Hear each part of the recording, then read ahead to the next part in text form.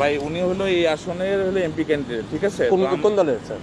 জামাত ইসলামী। বুঝতে পারছি স্যার, আমাদের ক্যান্টনমেন্টের নিরাপত্তার সাথে ক্যান্টনমেন্টের গানে আপনারা তো ওখানে গান নিয়ে বসে আছেন, একবারে জিব্বা দিয়ে সাইডে ফেলতেছেন তারেক জিয়ার জন্য।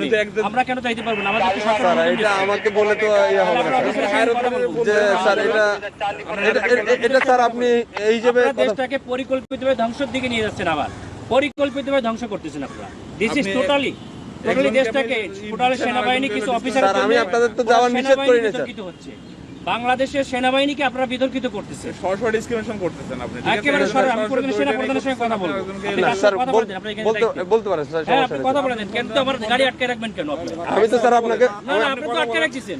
আমি তো স্যার আপনাকে যাইতে দিলাম স্যার, আমি তো আপনাকে আপনারা আমাকে একটু সহযোগিতা করবেন। অফিসাররা আমার টোটালি সেনাবাহিনী এদেশের সম্পদ, এই সম্পদকে আপনারা বিতর্কিত করতেছেন আপনাদের ব্যক্তি স্বার্থে। স্যার একটু স্যার